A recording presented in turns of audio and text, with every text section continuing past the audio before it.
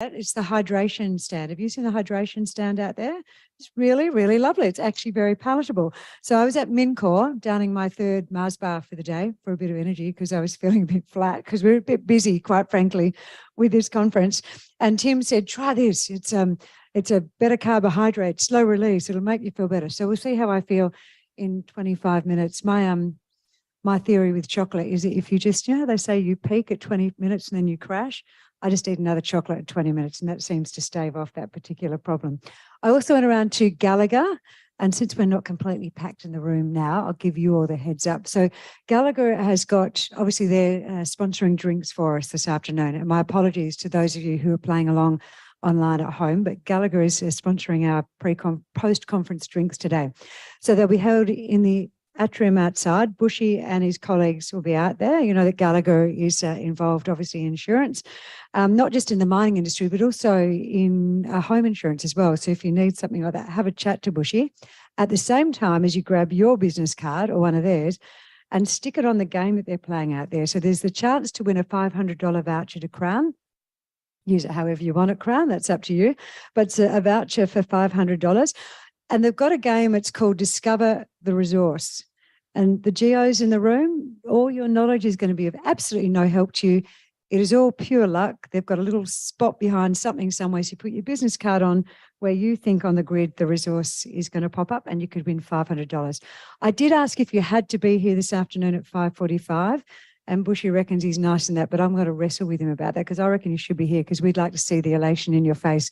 And if not, we'd like to see someone who actually wins it. It's more fun that way. All right. How are we going? We've got 11:19, so we're running 4 minutes just behind, but that's okay because we can make that up when we like a bit of a chat. So our first presenter in this session number 2, and it's only going for an hour and a half this session before we have lunch at 1. 13 years ago, Christian Easterday was in Chile. He was wandering around. He was exploring for uranium, and instead he found what he reckons could be his and potentially our early retirement fund. It wasn't uranium, was it, Christian? No, it was something else. Why don't you come up here? We want to listen to what you have to say about Hot Chili. That's the little company that you listed back in 2010. So it's not lithium, but copper. That is the focus of Hot Chili and their Cosfuego project, which is in the north of Chile, in the Atacama region of Chile. So Christian's been building this project now for, where'd you go to? For more than a decade, haven't you? And there's a saying I know that you and your team have, and it is timing is everything. And I think right now, as we all know, as we all heard, copper is a pretty big hit. So let's see if this could potentially be part of our retirement and investment plan. Would you please make Christian very welcome, everyone?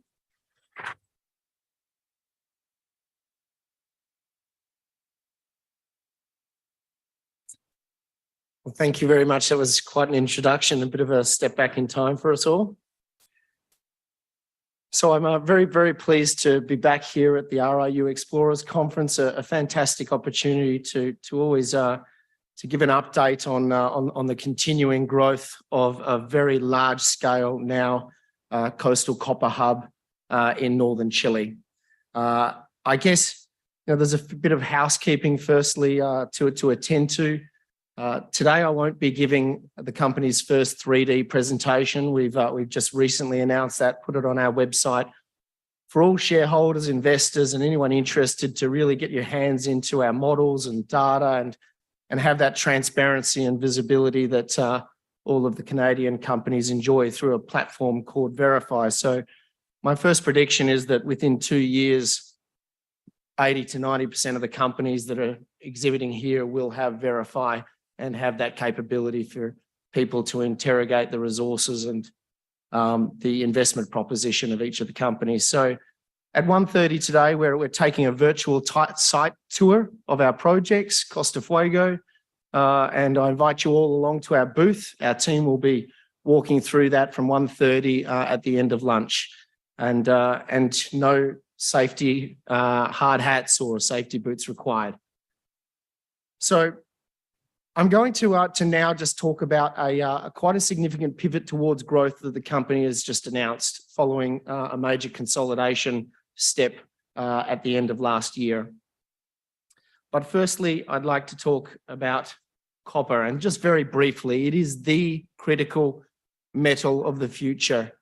The world's decarbonisation push and the electrification of everything does not occur without this key commodity. And in fact, I think that what you're seeing in copper today is very similar commodity thematic going on with iron ore in the early 2000s, or what happened to lithium in the late 2016, 2017.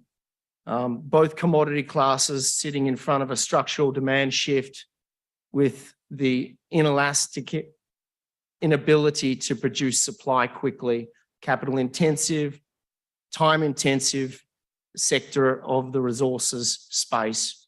And what transformed the iron ore price to 10 times and made everyone in Australia an expert at the time in iron ore, from a commodity that they valued little more than asphalt for putting on our roads. That 10 times re-rate in the price of iron ore drove eventually the demand that is powering the world forward.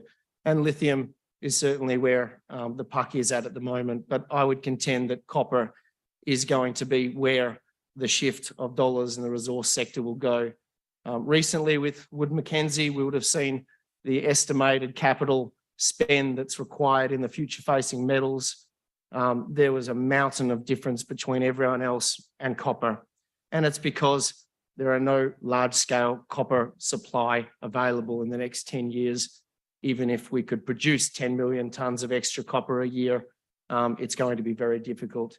So those are the preconditions for what we believe is the key investment theme in copper.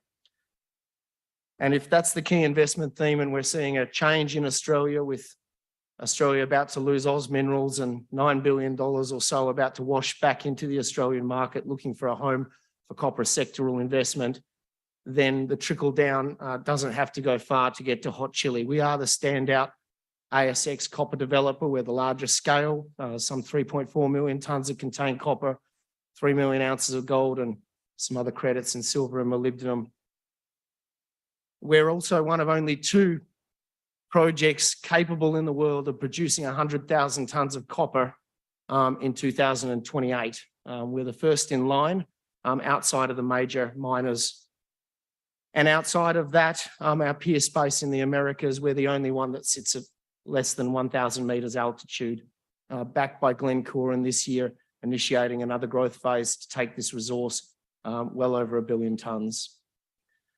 The capital structure has been cleansed over the years. We sit really clean with 119 million shares on issue, and we were quite careful with our money last year given the market conditions. And so we sit with strong cash of over 10 million at the moment.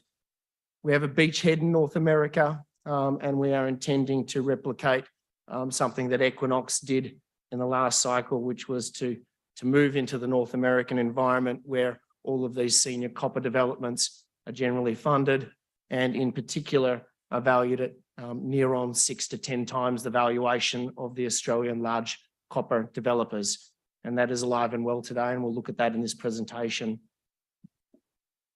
Last year, we completed about 80% of a pre-feasibility on this large production hub that we're building on the coastline, looking at a scale concentrator for sulfide of around 20 million tonne per annum, feeding about 100,000 tonnes per annum of copper production and up to 70,000 ounces of gold. So to put that into context, not too dissimilar to what Oz Minerals is currently producing. We'll also be producing some cathode plate, and that's what we were studying. We paused that owing to some advances on consolidation that we'll be looking at. On the permitting, this is the reason why we're one of the first in line of the largest undeveloped projects in the world, rated by S&P as a top 10 undeveloped project in the copper space. We've spent over a decade and a huge amount of dedication over a team that's really stuck with this and now has nearly all of the key permitting in place to build this. Some of these items took 10 years to be granted in terms of the maritime concession for water access, and then even last year, another 2 years for the Navy to give us the actual physical land on the coast.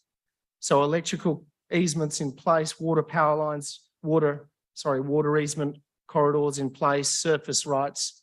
We have a initial offtake partner with Glencore on 60% of our product at benchmark pricing, which means that a lot of the off-takers in the world are also hunting for the other 40% of supply. 40%, that's 40,000 tons of copper a year.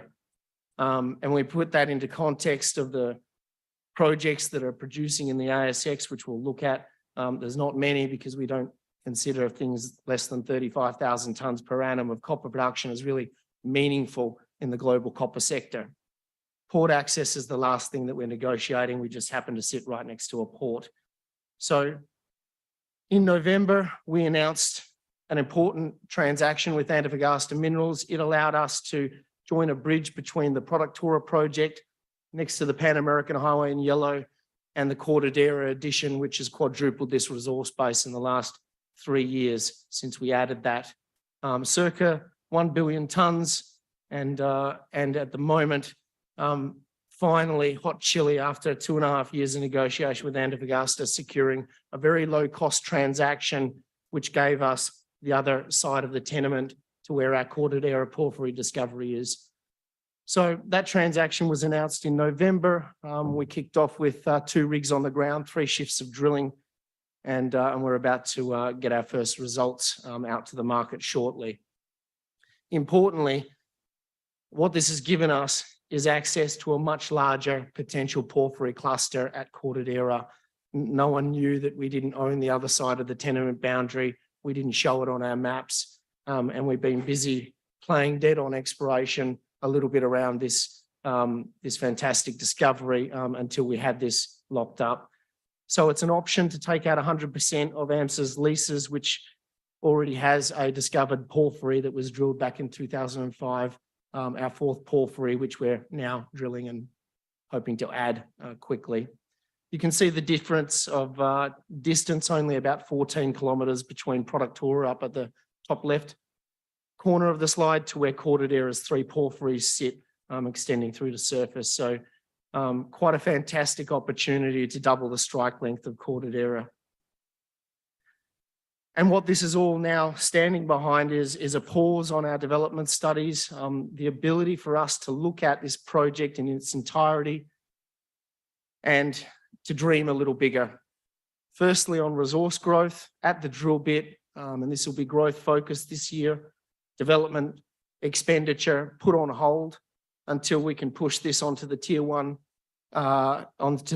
plateau to the left of us. We sit well entrenched in the top 20 undeveloped projects. We're one of the few that's low risk, and ultimately we're driving for resource growth, which will hopefully give us the potential to lift the scale towards 150,000 tonnes of copper production. And for context, that would make Hot Chili outside of the majors the largest undeveloped by potential production in the world.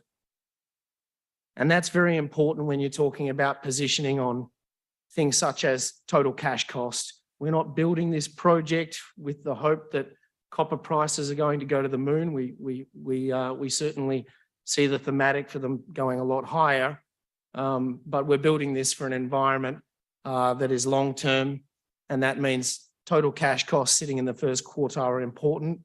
And how you get that in this business in copper, you do it with scale. So that's what that growth will be standing behind. And when we look at the supply problem in copper, and this is something I asked my team to put together, and our Chief Operating Officer has done a great job on showing something I couldn't find from any other corporate presentation, from any other investment banker, was show me the projects that no one is disputing are coming. Not the Pebbles of the world that just got canned, or Resolution that's put back another 8 years. And I want to break this up into 3 slides. Firstly, what are the majors going to produce in the next 10 years? And there's near-term production. It's about sub 1 million tonnes undisputed. And then we look at the ASX and we realise we don't have a lot of large supply coming from the ASX in the next 10 years. And this is in green for companies where they've stated their production and development timelines, and in blue where we've applied Hot Chili's development timeline, just to be fair to the crowd. So you can see on the ASX, Hot Chili is not just the standout with its resource base and therefore leverage to copper prices, but also it's the most meaningful of the ASX large-scale copper developers in terms of scale. And then when we move to the TSX, we see where most of the senior projects are located. So currently Costa Fuego and Jose Maria, now owned by Lundin after its takeover, were the only plus 100,000 tonne projects outside of the majors coming in 28. So we've been able to take that timeline into consideration, take advantage of this year, not make it a foot race against ourselves, and bring this project still first in line out of one of the more significant projects in the world. I guess the opportunity for the Australian market, much as it was in iron ore and lithium, is that if you believe in copper, then believe in Hot Chili and the leverage that you get with this asset. Currently, the Australian large-scale copper developers are trading at about 1/10 where the North American copper developers are valued on metal basis. That will change, and I imagine that makes companies such as Hot Chili holding assets like this that are very de-risked and near-term extremely leveraged to the copper price. So over the coming year and a half, we aim to deliver this growth phase into a resource upgrade at the end of the year, deliver our PEA to give some granularity on what a 100,000 tonne per annum copper project looks like. And that'll be based on a pre-feas that's 80% complete, and then finalising the right sizing of this project in the first half of next year and on track to production in 28. So thank you very much for giving me the opportunity to provide this update.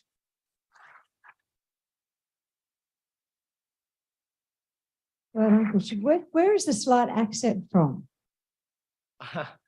Yeah, well, I was born in the US, so some words you never get rid of, mixed with a bit of Spanish now.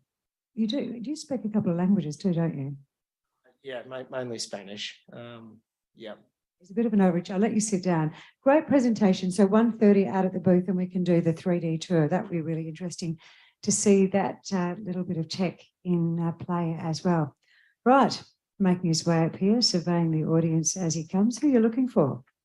Anyone you need in particular? Is it your mum, your dad? Who's out there? No, good to see a lot of friends and investors that I know of. Though. It was pretty packed. So we've got 1,800 people here, 1,800 people registered. Standing room. And they were actually trying to push people away at the desk yesterday. So you did really, really well. I know a couple of us said it was a bit sort of squishy, but imagine if we'd let all the other people in as well. It'd be over the top. Right, are you ready? Yeah. All right, let me introduce you to this fine fellow, everyone. We're talking Caspin Resources. They floated back on the ASX November 2020. Correct. All right. They're an active explorer for base and precious metals. They have very exciting discoveries at Yarrawinda Brook and also Mount Squire. They are both based here in Western Australia. And discussing the latest results and what to look forward to this year, 2023. This fine fellow here is their CEO, Mr. Greg Miles. Please make him welcome. Thank you, Christina. And welcome everybody to an update on the Caspin story. Great to be back here at this event, well run by Jackson, Stu and team.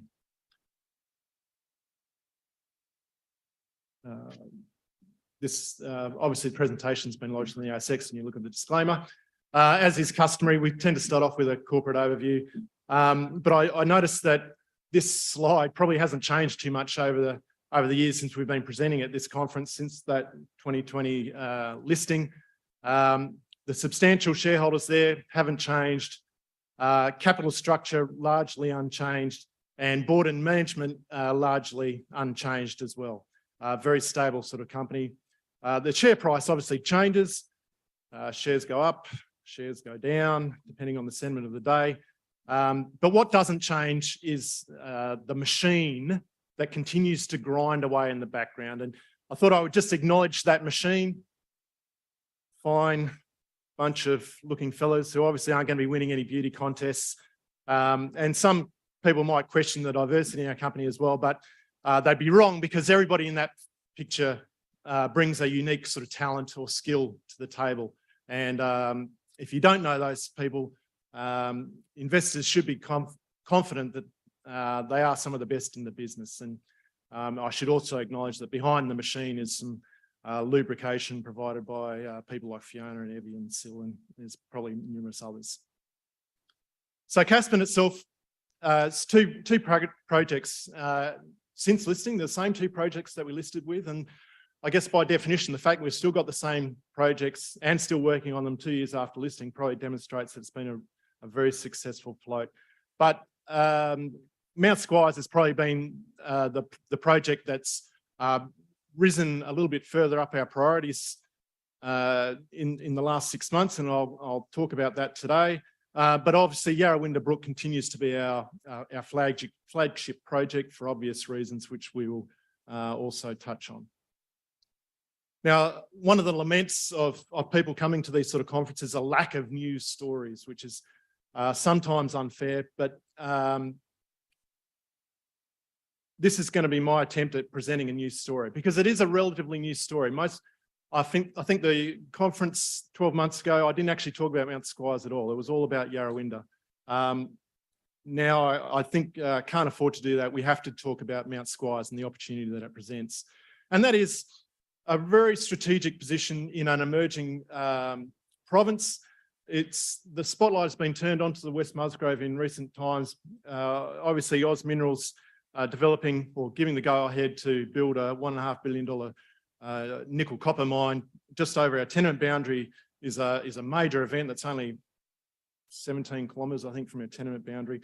And subsequent takeover by BHP is even going to bring more attention to this part of the world. It's going to be one of the largest nickel developments that Australia has seen for 20 odd years.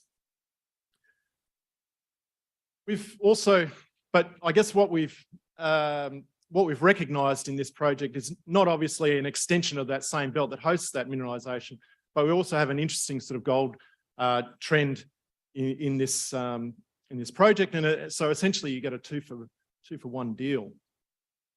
So after a couple of years of pandemic related disruptions, it's been great to, in 2022, get on the ground and do some meaningful work.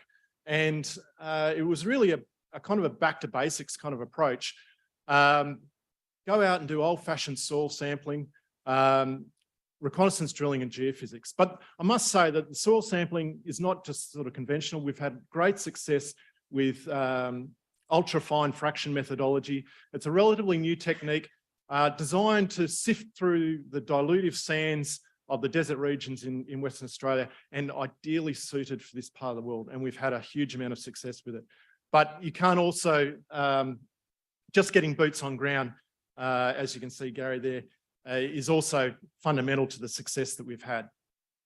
And so what that geochem program has done, we started out with a fairly modest program, and then because of the results we're getting, we actually expanded it as we went. And we were finding all these brand new nickel, copper PGE, and gold anomalies within the project. Now, there've been sort of legacy work across this project area before, but it was a real mishmash of techniques, and some of those techniques were certainly not effective.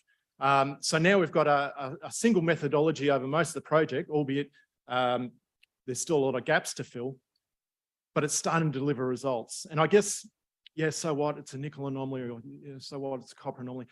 Importantly, these are the same mineralisation signatures that we see just across the tenement boundary, Nebo, Babel, Sukketh, which I'm hoping that if you stick around, Jim McKinnon-Matthews from Oz Minerals will talk about today. All these fantastic peripheral deposits within that project area, and we're seeing the same sort of mineralisation signatures. So that gives us a lot of confidence that these are real anomalies. Sorry, and just, you know, more, here's another selection. Redwood, you know, the purpose of drilling at Redwood was to demonstrate that the continuity of the same mafic host rocks continued over our tenement boundary that host really interesting grades of mineralisation over the tenement boundary on Oz's ground, One Tree Hill prospect, good lengths of higher grade copper mineralisation. We've obviously just heard about how important that project is in terms of Australia's copper supply. But that's sort of our first pass targets. And there's a number of other anomalies. We bring together a number of different data sets. We've done magnetics, EM, this soil geochem, and there's obviously some drilling now that we've done as well. We bring all that together to identify our targets.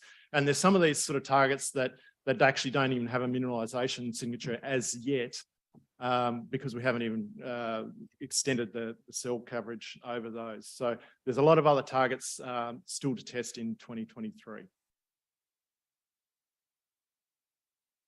Then on top of that, as I said before, it's a 2-for-1 deal.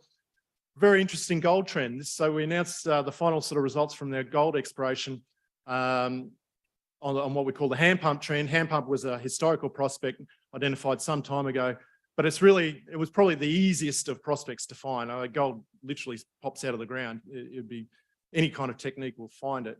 But we're also recognised that structural feature that hosts the mineralisation there is actually popping up at a number of sites. So Duchess is an area that we drilled last year. Interesting grades of mineralisation. What we found is that the weathering profile's quite shallow. We probably ended up having a rig that wasn't ideally suited. Well, once we'd honed in on an area, what we really need to do is bring a deeper, a larger capacity RC rig out to prospects like this. I will say though that Gyro Australia's little air core rig did a fantastic job out in this part of the world. But there's a number of other interesting sort of gold anomalies. Regal prospect we announced this week. Very long, large gold anomaly, all undercover. No chance of anyone finding this before, just through outcropping mineralisation. Sitting at a confluence of regionally important structures. Can't wait to get back out there, infill the current spacing, and hopefully get a drill rig in there during this current field season. So that's Mount Squires. That's our sort of our news story. As I said before, Yarrawonda will remain our flagship project. We're currently working out here at the moment. Everybody's familiar with the Chalice story, and I encourage you to stick around for Chalice's presentation later on in this session. Where hopefully Alex will talk about some of the exploration work they're doing on that northern trend beyond the Gonaville resource. So they've demonstrated that the host rocks from that Gonaville resource continue further to the northeast. Dampier prospect is one of their more interesting recent hits, and it demonstrates that the same host rocks that host that large world-class deposit continue north and ultimately end up in our project. So a very strategic position for Caspin to hold. Now, last year we did a very extensive program, got some of our best hits in the project to date. Yark 36 was really a standout, 17 metres at a bit over a couple of grams, 4E, that's platinum, palladium, gold and rhodium. Rhodium's a very interesting sort of metal, one of the most precious of precious metals. Differentiates us somewhat from some of the other PGE explorers. And I guess what our program is designed is to try and find continuity of that mineralisation. Twofold, both near surface but also at depth. And we released this week the first results from that program, and it's demonstrated that there is more mineralisation near surface now, but it's really only the start of what's been a really large program. There's another 30-odd holes still to come in the pipeline that we're waiting for assays. But there's still a deeper target. It's more of a conceptual target at the moment. What we're trying to find is where is the basal contact of this intrusion? We've found that sort of near surface mineralisation, but where's the base of it, which is where you would sometimes expect large sulfide accumulations to settle. And we know that the intrusion plunges off to the northeast of our current drill area, underneath some granite cover. And but you know where exactly that is, we don't know. We're starting to see larger zones or broader zones of mineralisation in that northeasterly direction, you can see some of the large, wide zones of mineralisation intersected to date. You don't actually require too much of a grade increase for some of that mineralisation to be quite economic. We've got a ground EM crew on ground at the minute trying to assist us with identifying those potential massive sulphide accumulations, as well as drilling some of those, stepping out with the drill bit to try and find that contact as well. But I guess what we've recognised is that Serradella is a fantastic prospect. The Yarrabrook Hill intrusion is a fantastic prospect, but there are actually many more targets for us to go. And whilst that's been the focus of our program to date, we have a number of other geochem anomalies in the pipeline that are yet to be brought up to drill ready status. So that work is carrying on in the background as well. So a busy 2023 ahead for Caspin. As I've said, we're drilling out at Yarrawinda at the moment. This is the prime field season for us. During the summer months is the best drilling conditions. And then we'll dovetail nicely into our Mount Squires project from about April, May onwards. Multiple phases of exploration programs, further soil geochem, geophysics, reconnaissance and deeper drill testing. I've allowed a little bit of fat in there, but as we found out this year, quite often when you have a bit of success, your programs tend to run over time, which I note, Christina, I'm not going to run over time today. So I'll leave it with you, ladies and gentlemen. Thanks for your attention. Go Caspin. Go Caspian, Mount Spry, Yarrawinda, Greg, the machine, the team, Caspian. Let's see where we are next year. That'll be very interesting. Right, our next presentation. Come on in. There are some chairs up the front. If you want to come and grab yourself a table, feel free. So our next presentation at RIU focuses on Bellevue Gold, presented by their CEO, Mr. Darren Stralow, a mining engineer who grew up here by his own admissions on the mean streets of East Freo. He bleeds purple and white. He bleeds blue and white. If you're not from Western Australia, I'll explain that to you later on. Darren and I had a really good talk yesterday afternoon, didn't we? We chatted about Bellevue and what was happening. And I mentioned that I have this really long list of points about him that I have, I've been given to give to you all. Qualified mining exec, senior team member at Northern Star. You've got a really impressive career history. But what I wanted to know, what I asked Darren was, what is the headline of your talk today? Why should we stay here? Why should our bums stay in the seats for your talk, Darren? And he immediately just went boom. And I quote, "We are building Western Australia's next major gold mine. We are building Western Australia's next major gold mine." And I said, Darren, that would be if things go to plan. And he said, no, we are doing this. So Darren, in 15 minutes or less, tell us how. Please make him welcome. Yeah, thank you very much for the kind introduction. I'm always glad to get up on the stage at RIU without being tackled by one of the geologists within Bellevue, and they let a mining engineer come up here and talk. So I'll try my best to keep up with the geology, but we have people in the booth if you've got some questions later on. So as Christina said, we are building Australia's next major gold mine. We have a mine in the Northern Goldfields, which has grade, it has scale, it has duration. It's going to create significant margins, and it's going to be in production later this year. So, these sort of assets don't grow on trees. We're very happy with the asset that we have, the progress that we're making, and I'll give you a good update on it today. What we've defined is a project that has a 10-year mine life. The first 5 years of that mine life produces 200,000 ounces per annum at $1,000 to $1,100 all-in sustaining costs, so firmly at the bottom end of the cost curve. And it'll be pumping out circa $250 million of free cash flow per year during that time. It is a project that has grown significantly and is still growing. Bellevue won the Craig Oliver Award here at RIU a couple of years ago. So it's really pleasing to come back here and talk about the progress that we're making and the fact that we'll be in production very soon. We're underground, we're mining, we're in construction, we've got our team in place, we've got tier 1 contractors in place, and we will be producing gold later this year. So a lot of the story about what we're doing is on that de-risking front and on the building front as we get closer to building the mine, getting first gold bars and into cash flow. The process plant construction is going really well at the moment.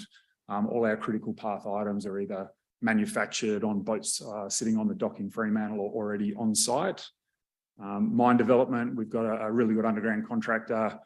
They're actually going ahead of schedule. So what that'll mean is we'll have more areas open, more stoping levels, more development levels open for first gold, which puts us in a really strong position.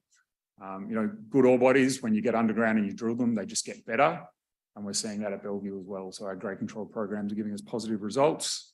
We've got all our critical path permits and, as I said, firmly on track for gold production later this year. I do want to talk about sustainability for a second. Amongst this crowd, when you're in that explorer developer stage, what you tend to do sometimes is take the path of least resistance through to first production. Bellevue's trying to do things a little bit differently and really focus on that ESG space as a competitive advantage throughout that exploration and development phase. We just put out our second sustainability report a couple of weeks ago. Has some really good information in it. We are going with a higher renewable energy power source, so we're going to be a very low carbon emissions mine. And from a diversity perspective, Bellevue hasn't dropped below 40% female participation at any stage in the past over 2 years. So it's a really good platform to grow on and one that we'll look to expand off when we get into production. But here's the exciting stuff, a bit on the location of Bellevue. So where we are located, we're in the Agnew Luna Greenstone Belt. We're surrounded by 5 million ounce plus gold mines. We're surrounded by significant nickel mines, and within a sort of 15-kilometre radius of us, we've got 3 significant development projects. So Liontown, ourselves, and IGO's Cosmos. What this shows you is that we're in a really good address, a really good corridor. It has all of the crustal scale mantle capping structures that you need to create these big significant systems, and that's what we're confident that we've got at Bellevue. So zooming in just on the mine, it was a historic mine back from about 1987 through to 1997. They mined one structure sort of through the middle of it here. Once that mine was shut in 1997, Cosmos was discovered, and you can see that in the top corner here. And Bellevue was just used for water depository from Cosmos, and no gold exploration happened here for 20 years. Why was that? Back in that sort of 1990s era, it was just one shear structure. So just the Bellevue lode, you can see that on the left there. And it hit a fault zone called the highway shear. And that was interpreted to displace the ore body. They couldn't find it on the other side. There was a low gold price. It was a hard operating environment. The mine ended up closing and being fully rehabbed. When you smash cut to the current day and the work that our great geology team has done using lots of excellent techniques, it has actually been discovered to be a much more significant endowment there. So, we've got hanging wall structures like the Tribune Shear. We've got flat structures like Viago, which is very high grade. We've got north and south extents of the original Bellevue Shear. And we've got a footwall structure called Deacon, which is 1.3 million ounces and doesn't daylight at surface. And then there's also potential for further flat dipping loads and further footwall loads, which we can define when we get underground and get better drilling platforms. So this is what the ore body looks like in 3D. As you can see, it's quite laterally extent. It goes over sort of 2.8 kilometres up to 3.5 kilometres if you include the southern stuff. And if I look at it in 3D and spin it around, what you can see is you've got your Tribune, hanging wall shear, the north and south extents of Bellevue, and the Deacon footwall shear down there, which is that virgin 1.3 million ounce deposit that we're going to get access to later this financial year. It is very well drilled out. We've done over 500,000 metres of oriented diamond core drilling. When you have a look through the mine corridor, it's quite well drilled out in that mine corridor, which gives us a lot of confidence when we go into that mine plan. However, outside of that mine corridor, there are still heaps of targets to chase. I talked about the growth originally. We've continued to grow the resource. So, the resource is just a point in time measurement of an ore body. We defined it over 3 million ounce resource, 9.9 grams per tonne. That's enough to pull the trigger and start building a mine. The reserves continue to grow. We put out a new reserve in June last year of 1.3 million ounces. And that's where we get our 10-year mine life from. It's time to build it now, and we'll keep growing those reserves and resources with more underground drilling as we get access from the infrastructure corridor underground. The 10-year mine life that I talked about, this is what it looks like. First 5 years, all designed, all scheduled, all ready to go.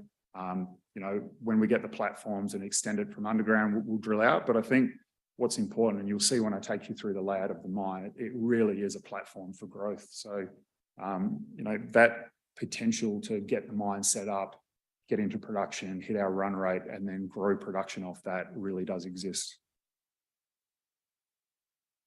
Going back into 3D, you can see the mining that we've done here. So we've been mining underground at Bellevue for over 2.5 years now. We've done over 8 kilometres of underground development.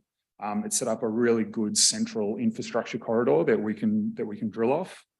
And when you have a look at how we're setting the mine up, what you can see is, it's being set up for productivity and growth. We have a northern mining front, we've got a southern mining front, we've got a whole other portal called Tribune. So 3 mine access areas just to fill a 1 million tonne per annum mill. And what you can also see here, if you have a look at some of the drill hits here, as I go through, this is the mining that's going to be done in this financial year. This is the mining that's going to be done in next financial year. You can see some of the significant drill hits through here. And this is the mining that's going to be done in FY25. So this is sort of within 2 years of production of the mine. What you can see is that we're not just crossing our fingers and hoping that the gold's going to be there when we get down to mine it. We actually have, high quality, oriented diamond data that backs up what we're going to do, which gives us a lot of confidence. You can sort of see here, as I said, the northern zone, the southern zone, and the Tribune over here. But if you really look at it in an oblique view, and this is something that we really like from a productivity perspective, you've actually got sort of 1, 2, 3, 4, 5, 6, and then Viago comes on that 7. So 7 different mining areas that we're going to be able to take mine at the same time, all independent of each other, and to fill up a 1 million tonne per annum plant with those sort of mining fronts is going to be relatively simple. This shows you the whole mine plan, very well designed, you can see, but obviously not closed off, and will still grow when we get underground. The advantage that we've had getting underground for 2 years, we've really experienced what it's like down there. We've got fantastic ground conditions. It's a massive basalt rock mass, so very hard, but very competent, does what you want it to when you fire it, both in the horizontal and the vertical plane. We've got significant infrastructure already installed, so ventilation systems, independent tag boards for each mining zone, really helps you from a productivity perspective. We have a contractor on site called Develop. These guys are really good at what they do. We're ramping up. We've held them just to capital area, so just getting the decline down, getting vent systems set up, and they've still managed to, in the hard ground that we have, average over 300 metres per month per jumbo, which is a fantastic effort. Last month, so this quarter, we have just opened up the ore drives. We added an extra jumbo to the fleet, and we are doing a couple of raise bores to give ventilation and escapeway systems to allow us to start stoping later this quarter and early in the next quarter. So as I said, ore development commenced. This is a picture of the Upper Armand area. It's the first of 5 production areas that will be online prior to us turning the mill on. We will have surface stockpiles of over 200,000 tonnes at circa 5 grams per tonne for commissioning of the mill, which really de-risks that mill commissioning. I said before about ore bodies getting better. Good ore bodies getting better when you get underground and drill. We've defined this Upper Armand area from surface. You can see the wide space drilling there. When we have the underground platform on the right there, you can see we've drilled it out to a 20 by 10 grade control pattern. And what that's done is it's actually extended the high grade and shown that there's more high grade there when you get that, that more density of drilling. And just in that small area of the mine, we had a plus 17% ounce reconciliation, which is the right way to go. As I said, this is that 1251-100 Armand Drive. You know, it was exactly where we expected it to be. It's well drilled. You know, you can really see the ore body well.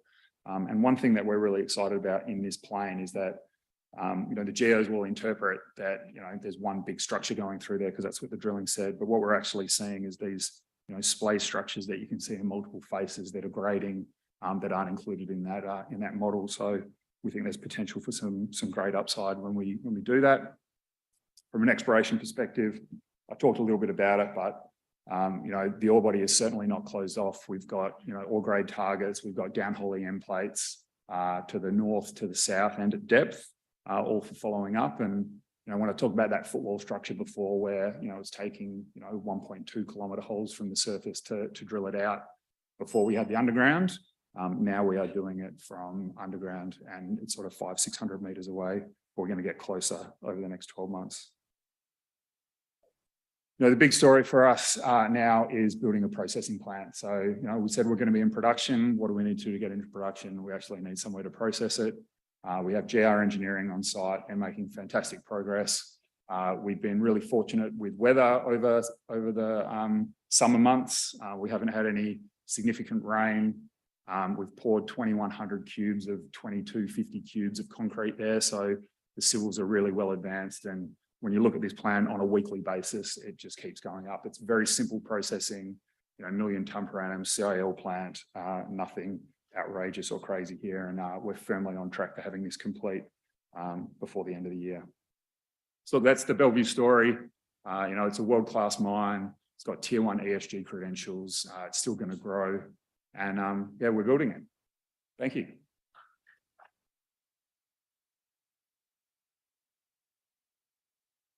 Well done. Congratulations. You know, when you said gold doesn't grow on trees, or it doesn't grow on trees, it reminded me of an article we did a while ago with the ABC in Kalgoorlie saying that gold was they're actually finding gold in the leaves of some of the trees. Did you say that? I haven't, but I don't think the enviros would like us cutting down Good, trees to get gold. Good point. Yours is could be far better. All right, team. We're going to from one Darren to another Darren now. We are talking about, well, if you go back late 1700s, early 1900s, if you went to a little place called Pickle Lake, which is in Ontario in northern Canada, the main trade there was the fur trade. That was what kept everything going. And then in the early 1900s, they discovered gold, and it was all game on. And there was a few years ago, I remember a headline, and it declared, AuTECO Minerals has plenty to crow about at Pickle Lake's newest gold prospect. So today, AuTECO Minerals is focusing on advancing the high-grade Pickle Crow project, as they named it. It's located in one of Canada's most prolific gold mining districts. And this man here is another Darren. He is also a former Northern Star alumni. Would you please welcome their CEO, Darren Cooke? Thank you, Chrissy. And yeah, I'm pretty sure you'll see by the end of this presentation, we do have quite a bit to crow about. It's a great project, and hopefully people can really understand that and the potential upside that we have on the project itself. Okay. So look, this is the Explorers Conference, and you know what I want to give you a flavour of today is the regional upside potential that we have at this Pickle Lake project. What we've managed to secure is an entire mineral district, not just the Pickle Crow deposit. And one of the reasons we went to Canada is because these opportunities were still available, and we have sensational prospectivity, and I'll take you through some of that in coming slides. So look, just a brief overview of the company itself. We're located in Ontario, Canada. And for those of you that don't know much about Ontario, it is a true tier 1 jurisdiction in every sense of the word. And, you know, I know there's been a lot of, comments around permitting in Canada. I can absolutely assure you that where we are working and the people that we are working with, it is absolutely no more difficult than getting things achieved in Western Australia at this point in time. So we're very confident with the permitting. We're very confident with progressing this project, and the permitting is not an issue for us. We have year-round access. You know, we're blessed, even though we're in Northern Ontario, We have a sealed highway that we can get to 365 days a year. We have a large airstrip there, and we're only 7 kilometres from a town of 400 permanent residents. So it is really the gateway to the Northern First Nations communities. It's a supply outpost. And, if you want to build a mine, it's a great place to do it. We have hydropower running through our project. So, the infrastructure, the support, the location is excellent. And from a geologist's point of view, we're in one of the best addresses globally to look for high-grade gold. We're in a belt of rocks that hosts over 40 million ounces of gold, so it is globally significant. The asset itself, as Chrissy alluded to in the introduction, it has a long history of producing very high-grade gold. So between 1935 and 1966, they actually mined 1.5 million ounces in an incredible head grade of 16.1 grams per tonne. So, that's a head grade that's produced.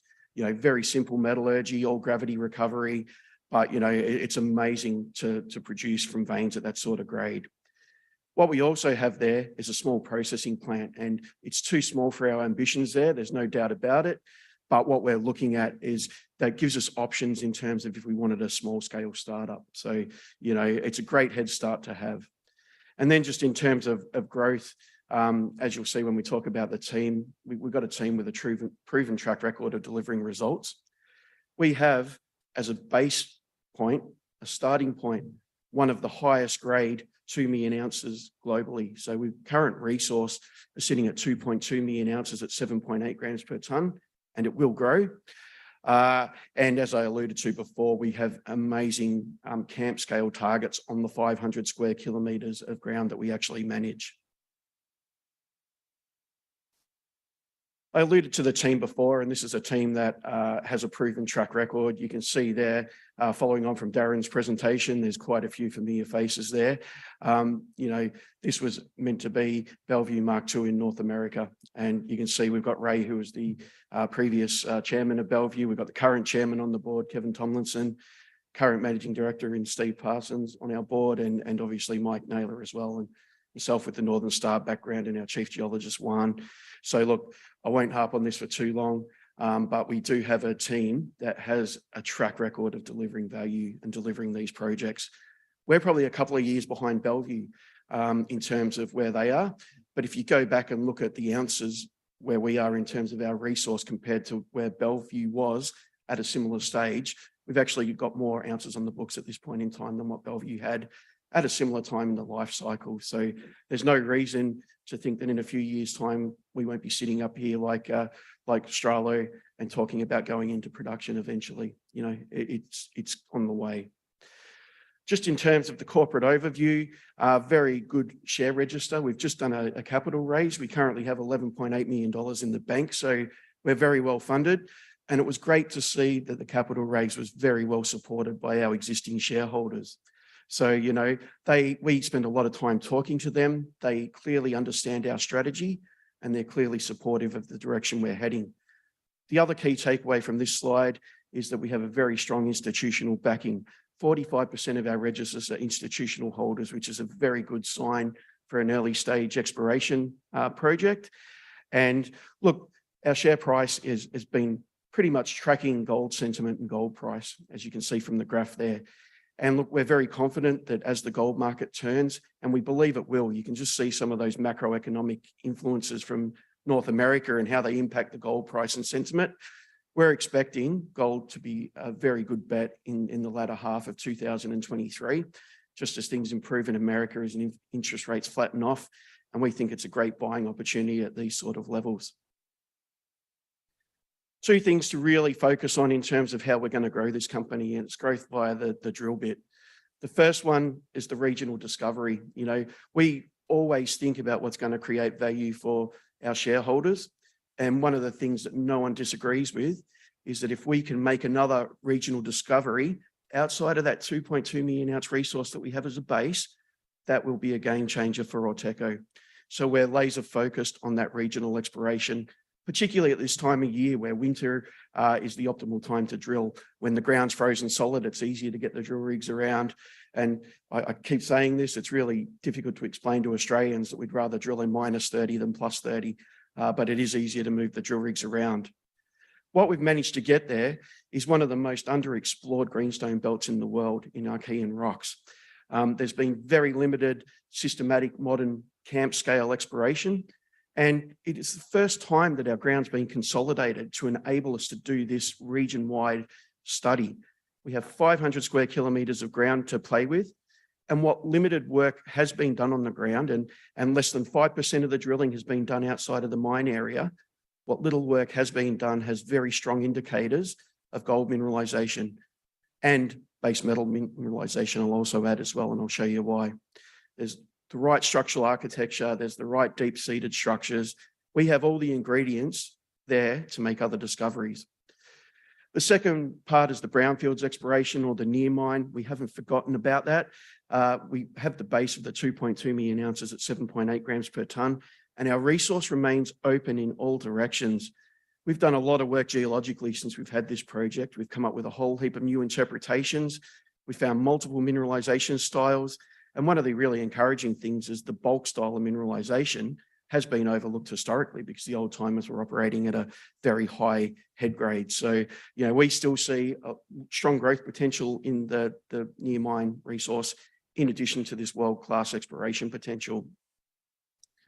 Where we sit, we're in the Valley of the Giants, if you like. We're in the best belt of rocks. It's a belt of rocks that's Archean in age. It's very similar to the rocks here in the Yilgarn. I look at the rocks there and can't tell the difference between what I used to look at in Kalgoorlie. So very familiar to what we're used to dealing with. But this belt of rocks that we're in the Superior Craton, it's called the Uchi subprovince.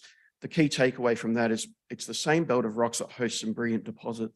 Hosts Red Lake that Evolution are in, the Dixie discovery that Kinross just purchased for $1.4 billion US. We're near an old barrack mine called Golden Patricia. And the amazing thing about that is it didn't produce a lot of gold. 500,000 ounces came at a head grade of 15 grams per tonne from a narrow vein, and very similar style to what we see at Pickle Crow. So, the whole district is ripe for high grade gold. And what's really pleasing to see recently is we're getting the majors moving back into the district because they are recognising this discovery scale potential. This is the ground that we hold, our 500 square kilometres of tenure.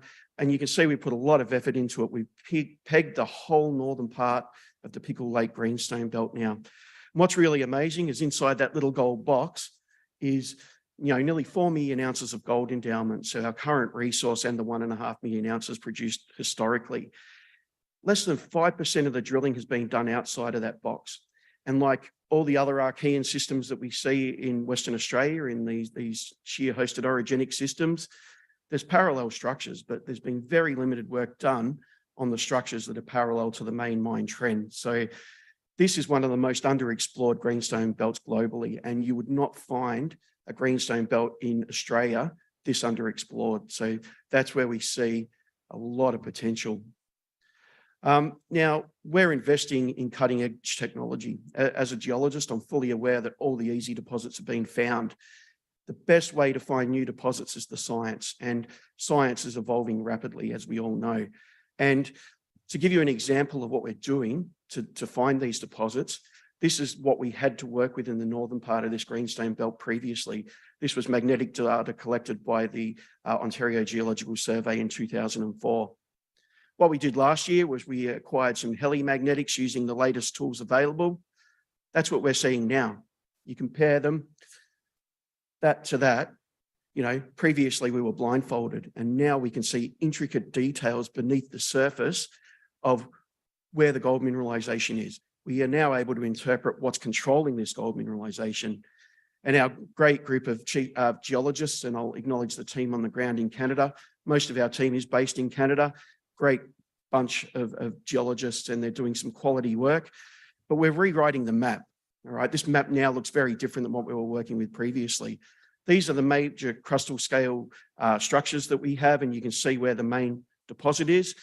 But when we do the detailed interpretation, all of a sudden we're seeing secondary structures come through, some trending towards the northeast and some trending towards the southeast. But what's really interesting about this is when you overlay the mineralization onto it, surprise, surprise, as most structural geologists will tell you, we're seeing a lot of these deposits at the intersection points between the major crustal structures and these secondary structures. So it's not really a earth-shattering piece of information, but now that we can actually see it with the data that we have, we can now target it in areas that have never been drilled. So you can, trawling through the historic data in that less than 5% drilling that we have, you can see that these structures are fertile. You can see some of the hits we've got, 6 kilometres from our resource, we've got 1.8 at 66.9. We've got 13 kilometres from our resource, we've got 4.6 at 7.2, and so on and so forth. And have a look at this, and I can go through it at the booth in a lot more detail.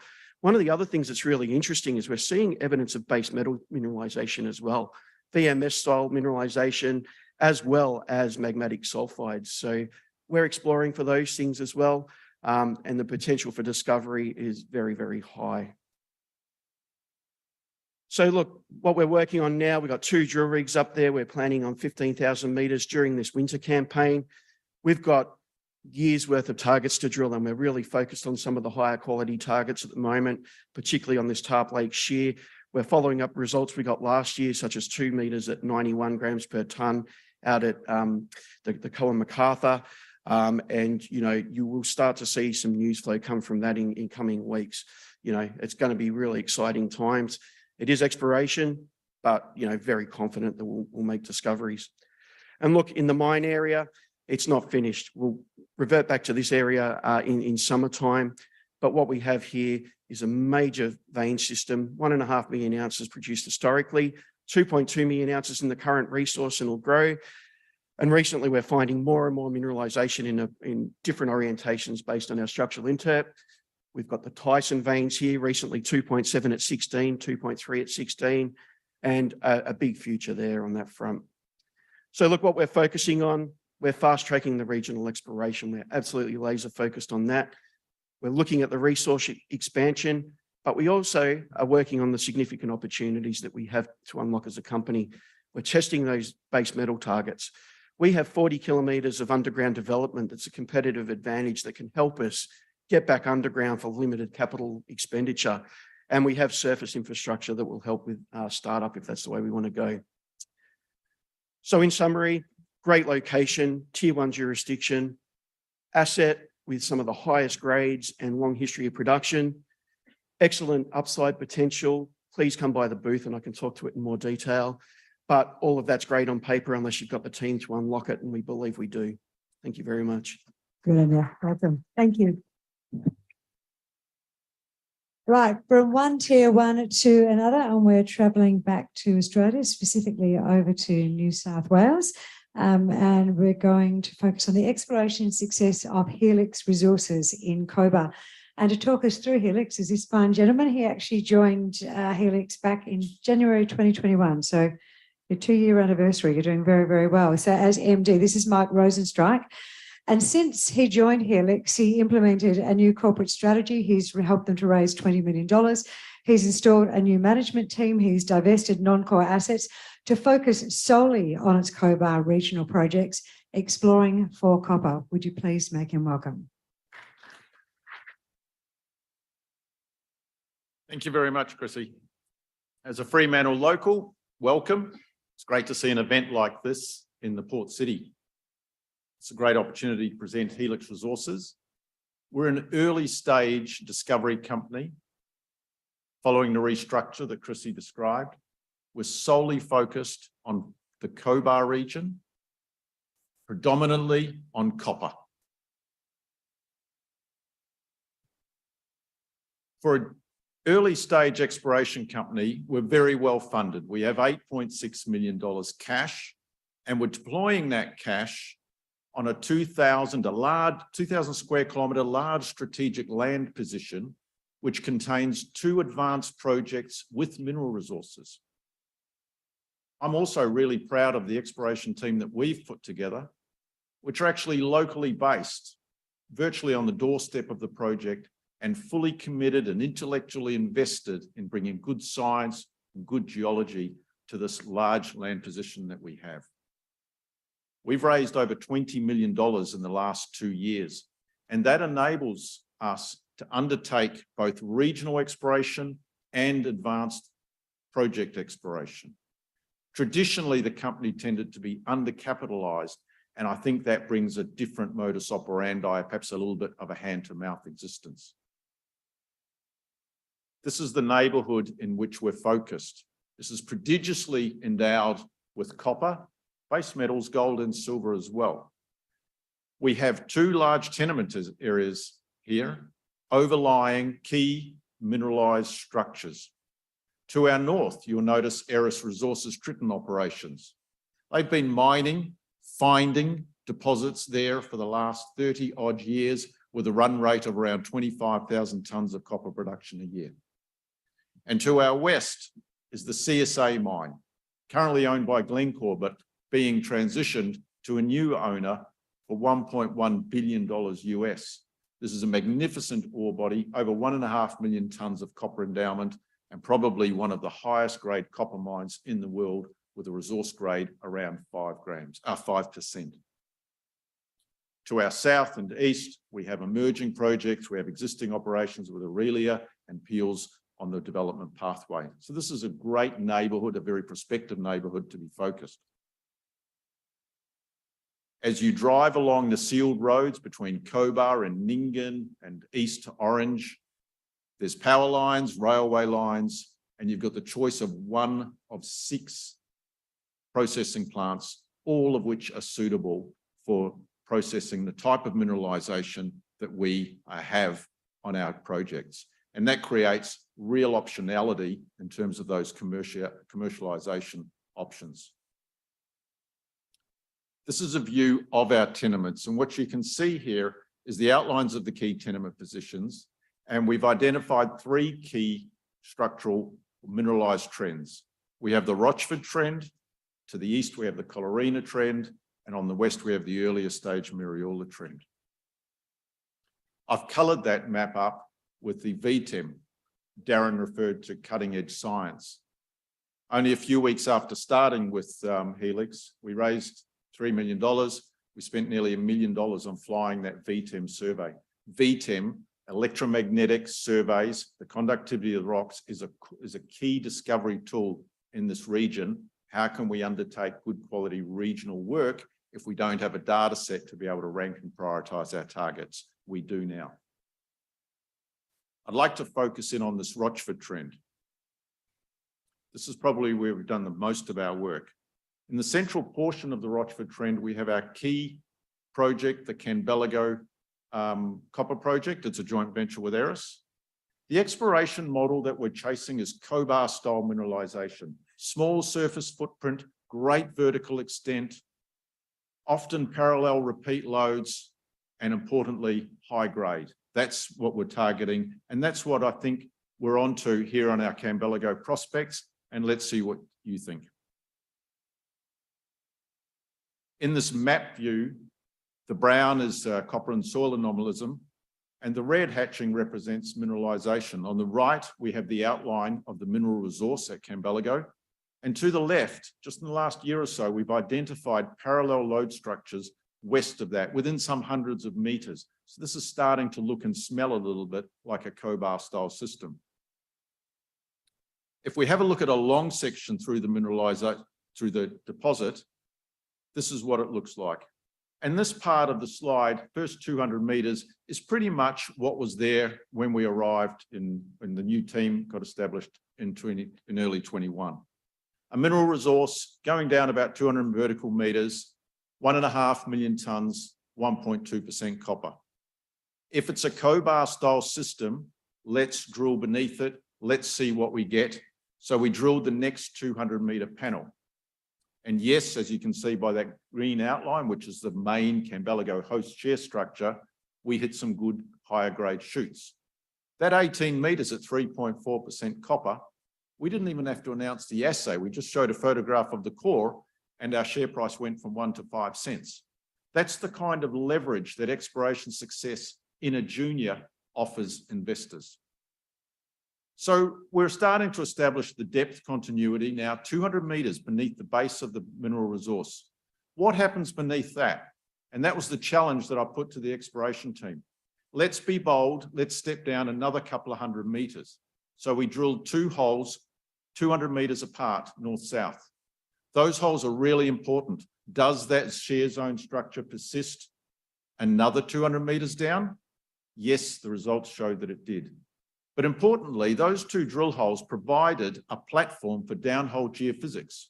More conductivity surveys. Are we able to pick up conductive targets? Copper ore bodies can be conductive. And we were very excited to report that we had delineated very large scale, high order conductive plates off the surveys of those two holes in areas that had never been drilled before. These are not the easiest drilling conditions here. And we had a couple of goes at drilling them.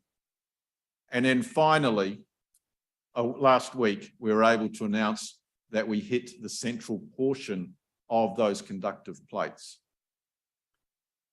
We released the results where we had intersected 14 meters with visible copper sulfide mineralization, including a meter or so of this semi-massive chalcopyrite, that's the copper mineral. And this is what we think these plates are representing is high-grade copper shoots, and we're starting to see that in the drill core.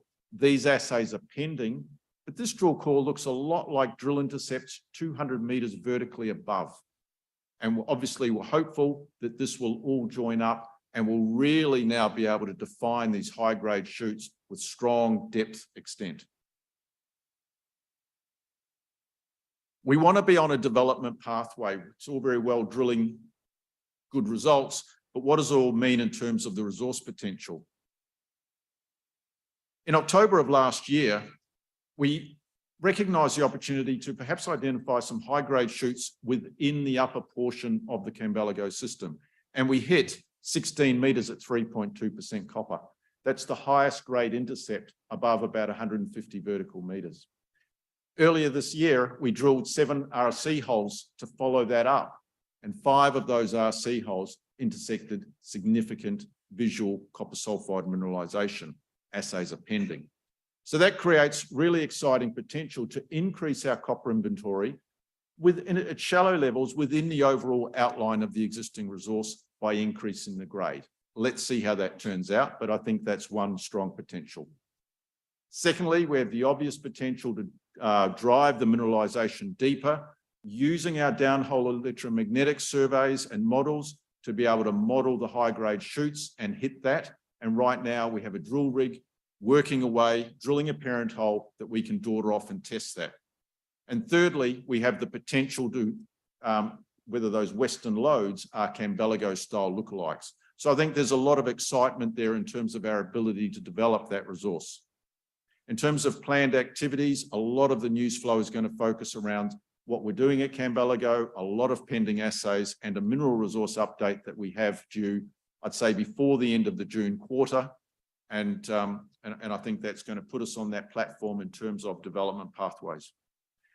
I also want to emphasize that we have a very active regional exploration program. It was a core part of the fundraising. There's no point in standing up here and saying, oh, we've got lots and lots of underexplored ground, if I'm back here in 2 years saying, we've got lots of underexplored ground. The point is, get out there and explore it. Regional exploration is fundamental to what we're doing. So now moving to the east, we have the Colorina trend. This is an 80-kilometre mineralised trend that extends south of Aeris's Triton operations. We have there a Helix discovery, the CZ copper deposit, 2 million tonnes at 2% copper and a little bit of gold. We have a range of regional targets, and we also have a nickel cobalt asset, which I'll talk about briefly. The mineralisation here basically is a plunging chute, but with some very high-grade copper sulfide along it, as well as some oxide material near the surface. It looks a lot like Aeris's Constellation discovery to the north. That was an EM discovery, an aerial EM discovery. And discovered in December of 2019, and here we are now. They've delineated a resource of just under 7 million tonnes, around 2%. This is the style of mineralisation that we're looking for as well in CZ. We've had to do a lot of catch-up work here in terms of some of the geological interpretation. That model is coming together now. And what we're seeing is that we have this chute that's plunging off to the northeast. There's some seriously good grades there. You can see 11 metres at 6.6%, 12 metres at 5, and that's consistently down the plunge of that chute. We did some drilling here recently, and in the surface areas, we also discovered high-grade shallow intercepts, 7 metres at 2.6% copper with some gold. And I'm really interested to see whether or not this shallow oxide mineralisation that we intercepted could be another parallel plunging chute position. So along this trend, we have a heap of targets. As I said, regional exploration is really important to us. When I started, we had drought-breaking rains and a lot of active farming activity, which was hampering our access to test our early stage targets. In 2022, we had a lot of flooding rain, and crop salvaging, if you like, which was also having an impact on our exploration activities. But now we are getting on the ground, the ground's drying, and we're really excited to be able to finally get on and test some of these targets that we're looking at. Just in wrapping up, we have some significant nickel cobalt assets that we're packaging up in a holding company called Ionic Metals. We have the Homeville nickel deposit, about 19 million tonnes at 0.9% nickel, 0.06% cobalt. It's got really good grade for a laterite deposit, but it doesn't really have the tonnes. When we look in our database, we find lots of prospects proximal to Homeville with good thicknesses, shallow, high-grade laterite nickel, really exciting cobalt assays, and we're looking to package all of that up and put that into a different vehicle, probably through an IPO. We do have a sustainability platform. Modern language is ESG. It's something we grow into as our activities develop. Quick snapshot is, unusually for a junior explorer, we have around 20-25% institutional presence on the share register. I think that belies the active nature of the Cobar district. And with a market with 2,323 million shares on issue and the current share price, market cap around $20 million. Over half of our money goes directly into drilling and over 90% goes into exploration. And just in wrapping up, because I can see that Chris is standing and I'm almost on time, what Helix offers is leverage to early stage exploration success. We've got the money, we've got the ground, we've got an excellent team, and we've got the targets. And now we're getting on the ground. So we're exposed to advanced projects and regional exploration success. Thanks very much. Hey, Mike, how far do you actually live from the hotel? We regularly walk up and down for a meal and a few drinks, and it takes about 20 minutes. So after Gallagher's It drinks takes 20 tonight- minutes to come down the hill and about 45 minutes to go back up. Yeah. So after Gallagher's drinks tonight, if we can't get a cab, we could all wander back to you. You could have paid last. I was at the desk last night, and there were a couple of investors and sponsors that actually rocked up late last night from interstate and couldn't get a room here. You could have been there with your swag. You could have been making a tidy little profit there as well. They had to be to send them off. All right, you. Our next presenter has been described as entertaining. He's no stranger to the stage, although he does usually have a bass in his hand. He frequents, he actually plays for a number of jazz bands, very good jazz bands around Perth, not one, but a number. He's also he's not content with speaking one language. He speaks Mandarin Chinese, he speaks fluent Spanish, and of course he speaks English, which is handy for the majority of us in this room today. When it comes to company allegiance, though, it's one company only. He is Coda Minerals through and through, although you do hold two roles with them, don't you? So you're the CEO and you are the ED. Do you want to come up here on the stage? Would you make him welcome, everyone? This is Chris Stevens, and he's going to talk to us about the prospects of Coda. Thank you very much for the entertaining introduction. I was complaining the other day about how boring mining intros are, so this is a huge improvement. I think I'm a better mineral economist than I am a bass player, so I'll leave you to judge over the next 10 minutes. I'll leave you to judge over the next 10 minutes or so.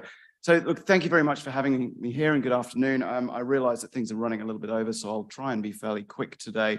I'm going to deviate a little bit from the usual slide format, largely because I've given a sort of this presentation a little bit before, and we've had one of those years where you just have to get your head down and do the work. And we really absolutely have done the work. And so the next few months are going to be really exciting in terms of deliverables. All of that hard work over about a 12, 18-month period is starting to come to fruition. And so what I'm going to do for those people who are new to the story is I will recap a little bit, but primarily I'll talk to, what we've done over the last little while and what we're really delivering over the next 6 months or so. So I'll draw your attention to the usual disclaimers and then sort of give you a quick introduction for those of you who are new to the story. So Coda Minerals listed in October 2020. We listed really primarily focused on our more advanced asset, which is the sedimentary copper cobalt mineralization. We are located in what is arguably the world's premier copper exploration jurisdiction. So we're sandwiched just between Oz Minerals and BHP, which is about to become BHP, one assumes, and we're just 40 kilometers to the west of the Carrapateena project, just down from Oak Dam West and Olympic Dam as well. So it's not just neurology. Over the period from listing, we've turned 250,000 tons of contained copper equivalent into 1.1 million tons. So more than a fourfold uplift in the JORC resources, plus a significant amount of exploration success as well. In terms of the focus, this is unashamedly and primarily on the Elizabeth Creek project, which really hosts two projects in one, which is the sedimentary copper cobalt, the more advanced project, and the higher risk, higher reward, slower burn, very exciting IOCG discovery as well, which we've been following up on. We also have tenure in Cam River in Queensland and in Victoria as well. But again, as I said, the real value drivers coming here from the sedimentary copper and the IOCG, as well as the upside exploration here. Talking briefly to the corporate structure, we have a very tight structure, just 140 million shares on issue, share price bouncing around 24 to 26 cents at the moment, market cap of 36 million, enterprise value of about 29. We have $7 million of cash in the bank, so we're well cashed up. And the work at the moment is it's hard work, but it's fortunately low cost, which is also very helpful for cash conservation. The board owns a reasonably large percentage of the register, around about 15%. Keith Jones, 5% shareholder, he's our chairman. He's put over $1 million of cash of his own money into the company. The board just cut a check for over $320,000 last week as part of a recent raise as well. So all bought at market prices. It's a well-supported company. We have a lot of focus on here, and it's a fantastic team. Now, I've realized somehow the board slide has found its way to the appendix. So I'll just talk very briefly to who is involved with Coda. I know a lot of you are familiar with this already. Keith Jones, chairman, former chairman of Deloitte Australia as well. Colin Moorhead is in the audience today, one of Australia's most experienced exploration geologists. He's on the board of multiple companies, Eris, Xanadu, Ramelius, Ohio. He's also on the phone to me for on average about 4 hours a week, I'd say. And it is time which is way above and beyond the call of duty and hugely appreciated. Robin Marshall, Paul Hallam, they are feasibility and operations experts. Those of you paying attention to the first slide will realize having feasibility and operations experts is very useful when you're about to deliver a scoping study in 6 weeks' time. Now, I often say this, but never trust a company that spends half of its presentation talking about the market. So I'll spend approximately 1 minute talking about copper. I believe very strongly, personally, for my own career, for investing, and for the value of our shareholders, that copper is the right place to be. As a mineral economist, most people get supply elasticities wrong. Mineral economics is all about how fast supply can react to changes in demand. We can see the changes in demand coming. We can see electrification. This is happening, whatever your politics. And there's only one way to move that power, really, and that's copper. Deficit forecast by 2035, 10 million tons.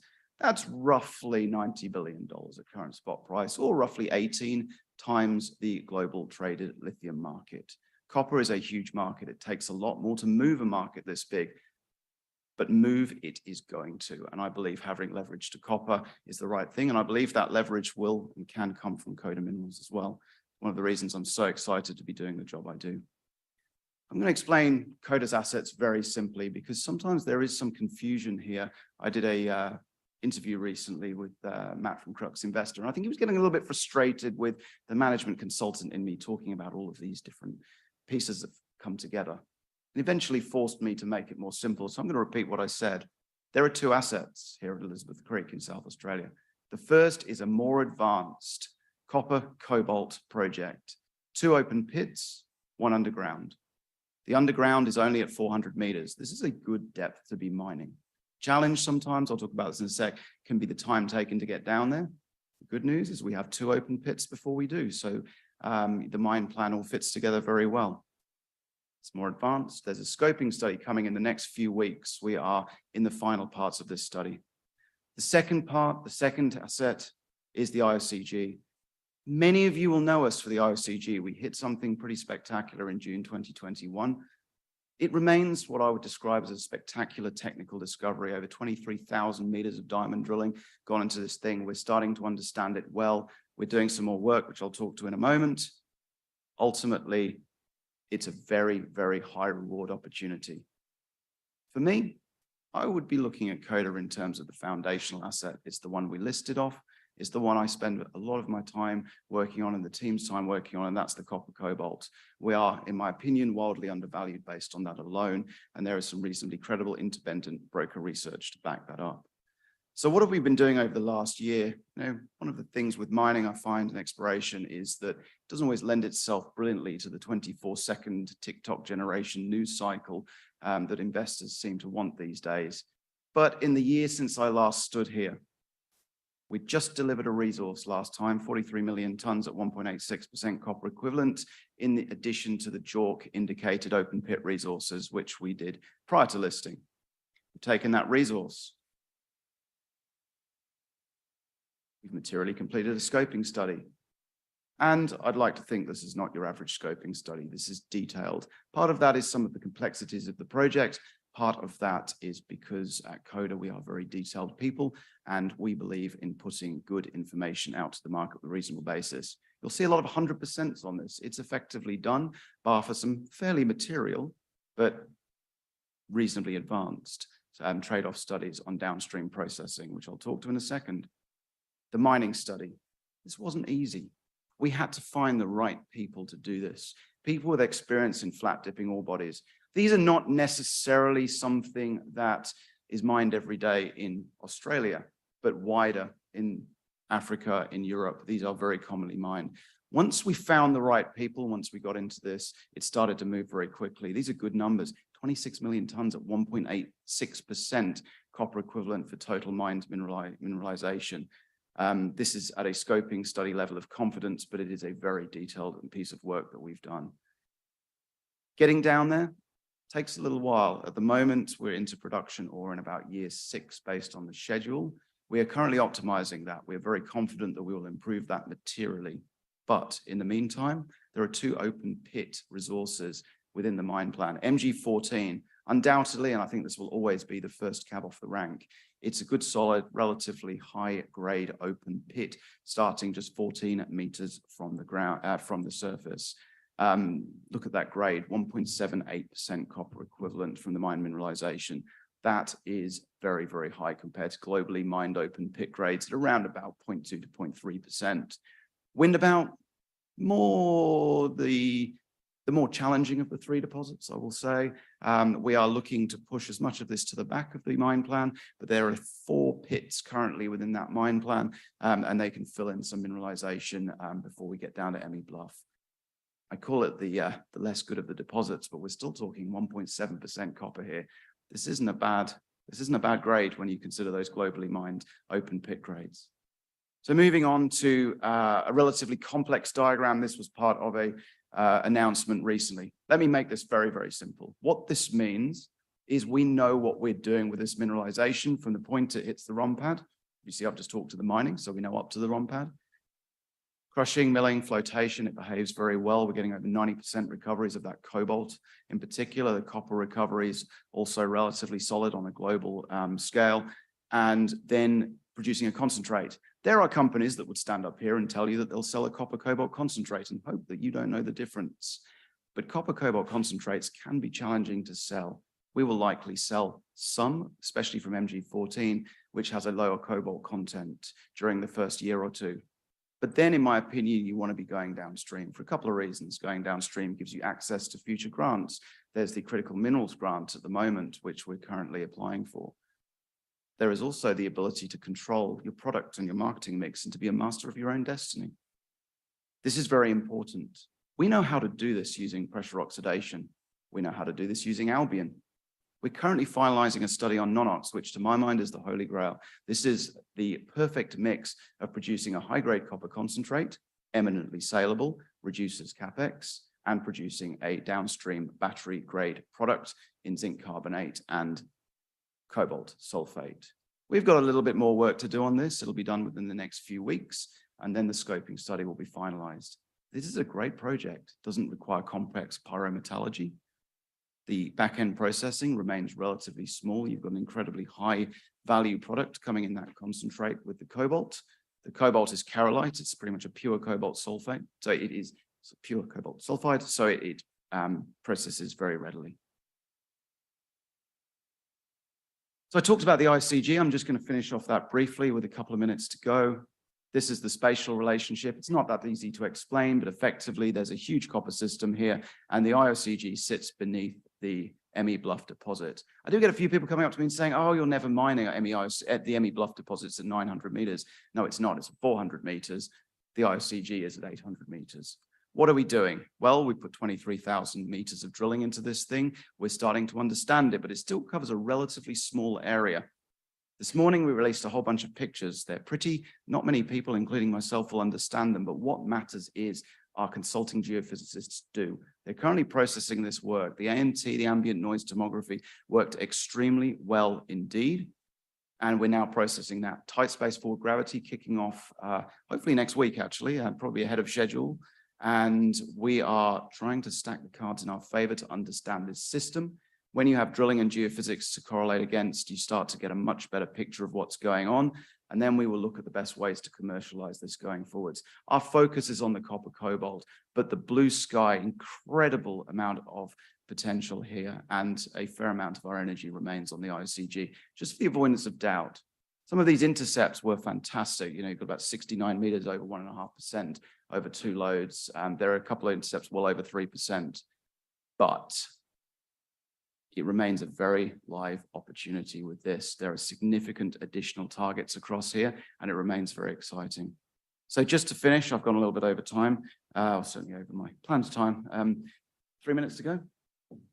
30 seconds to go. There we go. I got there. Why invest in Coda? We have a wonderful foundational asset in the copper cobalt. We have incredible blue sky in the ICG. We have $7 million in cash. We have a very hardworking team.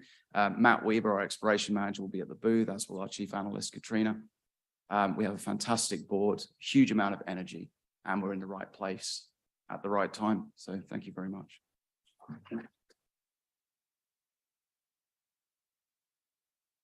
Presentation, well done, thank you. You can see where he got his honours from Oxford. He's been at WASM, he's been all over the place. A great wealth of experience and knowledge to share. Chalice Mining, come on up and join us, sir. You are our final company to take to the stage in our second session. And taking up the story is this fella, Alex Dorsch. He's the Managing Director and the CEO. He joined in 2017, so you've got a couple of years under your belt now, Alex. He's led the company through an exceptional growth period. In fact, his leadership has been recognised through a number of awards. You got New Emerging Leader of the Year with Mining News, CEO of the Year by Kitco, and most recently by Young Mining Professionals Toronto with the esteemed Peter Monk Award. So you're being recognised for what you're doing. Now tell us what you're doing and convince us that we should be investing in Chalice. Please make him welcome. Thank you very much for that kind introduction. Great to be at this this conference again. This is one of my most enjoyable conferences in the calendar. It's nothing like getting all the explorers together and getting all the speculators very excited. So I think this is one of the really exciting moments as far as, you know, in my limited career in the resources space. This is up there with one of those real sort of key junctures, I think, for the industry. So a fantastic time to be an investor and a fantastic time, especially to be investing in the smaller end of the mining industry. So I'll start with our forward-looking statements. I do occasionally make them. These are some disclosures and disclaimers related to those. These are available to read in full on our website or on the ASX. And given where we are here in Fremantle, I'd like to acknowledge the Whadjuk and Yuin traditional owners at Julimar, but also acknowledge their elders past, present and emerging. So who is Chalice? I think everyone knows full well what we've done really over the last few years since the Julimar discovery, but our track record really speaks for itself. We are, a combination of mine finders, but also very commercially minded people. So we don't muck around with projects. We get on with it. We drill. We move aggressively, and then we take a very strong commercial approach to exploration and development projects. Our purpose is clear. It's finding the metals needed. Quite frankly, the world does not need more commodities in a certain sense, but in commodities like nickel, copper, cobalt, lithium, uranium, there is going to be insatiable demand for things like this. So our aspiration really here is to turn our starting discovery in this new province into a whole new industry almost for Western Australia. We are ASX 200 listed. We are focused on green metals. Like I said, some of our achievements listed there. We are a strong board with a diverse mix of experience. Market cap 2.4 billion today, almost 100 million in cash as of the end of last year. The register has been the topic of some speculation over the last few months. BlackRock is the newest addition to our major institutional shareholders. We also do have a corporate now sitting at 4.9%, which is very interesting. And I guess what we see is that the institutional share of the register is growing rapidly over time. So Julimar, I think everyone knows that it's this remarkable new discovery almost on the other side of the hills, north of Perth here. It's a 350 million tonne resource at 0.58% nickel equivalent, or if you think in PGE terms, 1.8 grams palladium equivalent. Like I said, we haven't mucked around. We've got 70% of that number in indicated category. Now it is a tier 1 scale resource, so it's comparable in grade to Mount Keith or Yakabindi, for those who know the Nickel West portfolio in BHP. Except this is split into a number of different commodities. This is about half precious metals, so 11 million ounces of precious metals, predominantly palladium, and about half in base metals, so 560,000 tonnes of nickel. And most people would be very shocked to see a number of that size in sulfide form. Sulfide discoveries are typically more in the range of 20 to 100,000 tonnes of nickel. 360,000 tonnes of copper, 54,000 tonnes of cobalt. It is effectively a 20 million ounce precious metal system, or equivalent to a 2 million tonne nickel system. But it also has a high grade component to it, and that's really where the focus of the work is at the moment. There's 80 million tonnes there with almost double the grade. So obviously there's quite an interesting starter option there that needs to be investigated. And the mineralization there starts from 30 meters below surface, extend down to 700. But the overall depth, or the deepest part of the host intrusion that we know about, is about 1.6 kilometers deep. And we are still drilling, trying to find the limit of the mineral system there. So we do have a resource update that's going to be out in a few weeks. That's going to contain about 110 infill drill holes, as well as about 80 new wide space step out holes. So this is a very significant new resource, a very significant new project for the state and the company. Our strategy here is that, this is a very large undertaking. We are looking at strategic partnerships to help us develop this asset, but are also, keeping the exploration focus going, because there are literally hundreds of other potential Julimar complexes now that need to get the very first drill hole into them in this new province. So we have a growing team of geologists, we have a growing team of engineers and study professionals, and we are just scratching the surface really here on this project. The The demand for these green minerals, I think, is obvious. Most presenters would have gone through this. I think the blind spot for the industry at the moment is just how much lithium and nickel is going to be required for electrification, as well as obviously copper. I think the PGEs and I guess general development and R&D into catalytic converters is a massive blind spot that is going to rear its ugly head. I think hybrid vehicles are an obvious solution, but require even more PGEs than internal combustion engines. And platinum and palladium is a very much tight supply side dynamic. Those who are following the what's happening in South Africa at the moment would see that, you know, guidances are down 20% in some of those PGE mines. And obviously Russia is a pariah state, so it's very much off the list of potential candidates to bring on new supply. So that's going to be a very interesting picture over the next year or so to see what happens to PGE prices.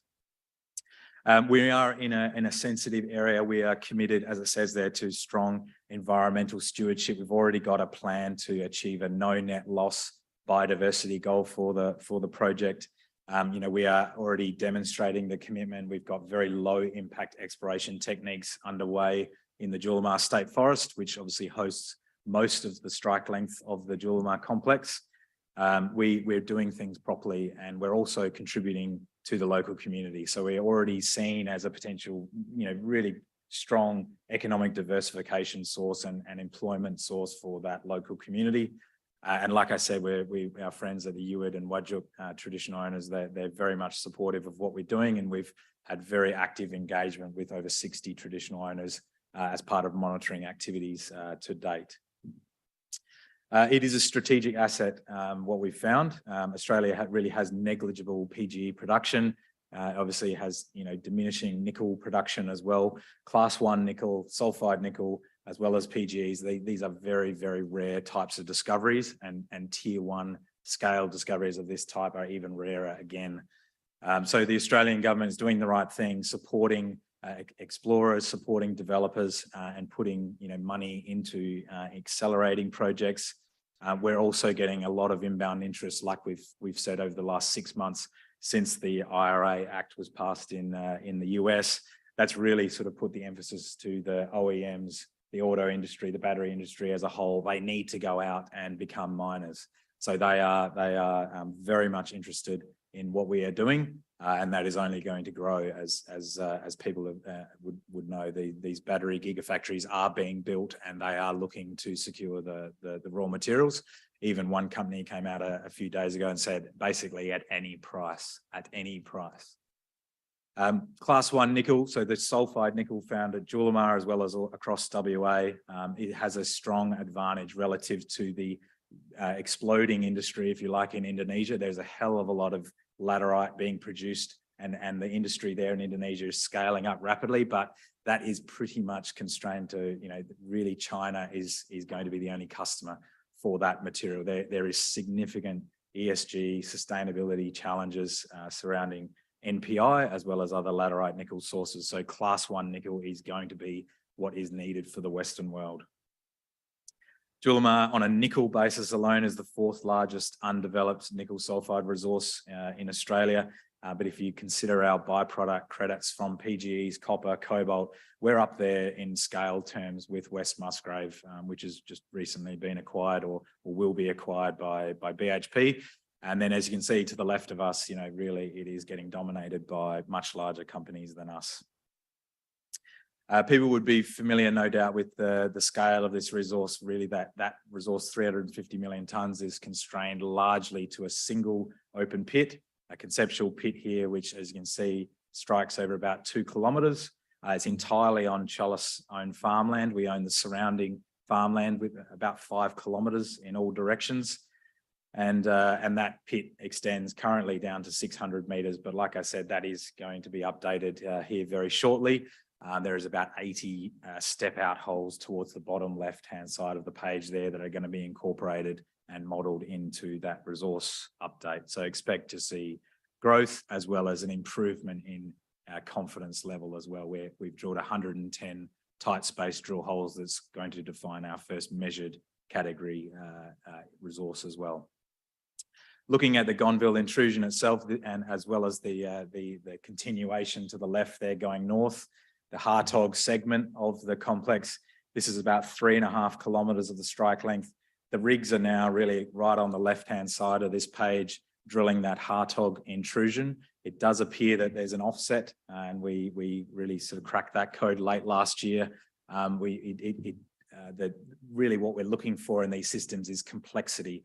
Geometric complexity is really where you can channel and focus the sulfide deposition. So really here going forward is not really about adding tons, it is about adding grade, the high grade, finding these localized high grade accumulations in the system, because obviously they can move the needle for the value of the project.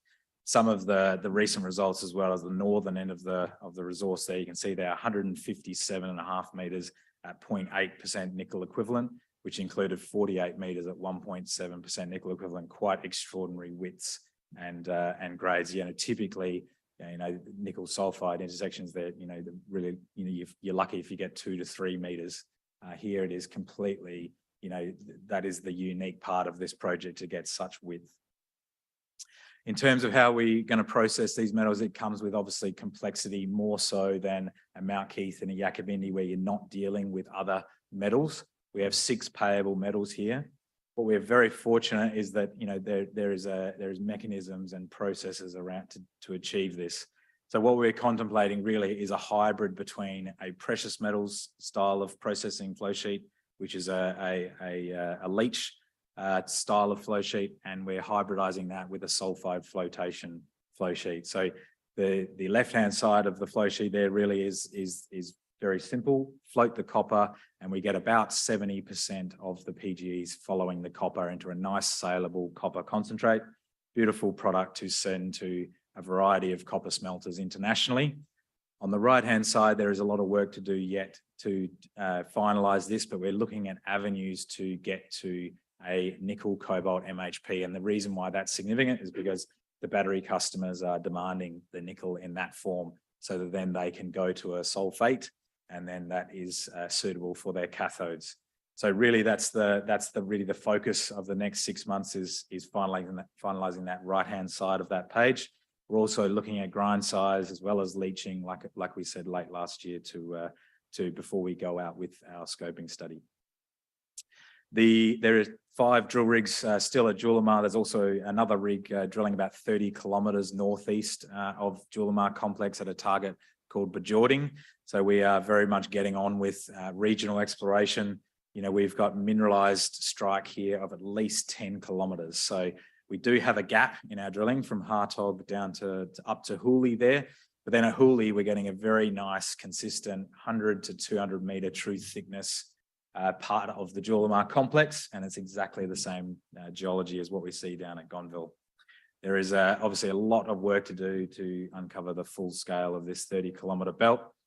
As I said as well, this is just 100 square kilometres of our 8,000 square kilometre land package as well. So we have a very, very intense regional exploration activity level going on at the moment, and the prize, like I said, is these high grade accumulations which we know are there, and we intersected in the very first hole at Julimar. So resource update, obviously this quarter, it's scoping study this year. Really, we need to get that resource updated and reflected in our models. And really, we are a unique proposition in the market. Is really a world-class asset.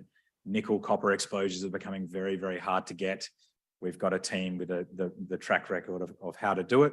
And we've got a lot of growth to go. We're really just starting the process here at Julimar and the West Fuel Gun. Thank you very much. Right, no, it's nicely wrapped up. Right, after lunch, we have 17 more presentations today, 15 from prospective investments for you, 2 from our industry experts. We're going to start off straight after lunch. I think we've got Adam Myers coming in, resource specialist Adam Myers. He's going to walk us through the transition of juniors to giants, help us identify a 10-bagger. That would be nice. And we're going to finish the day, our last presentation today.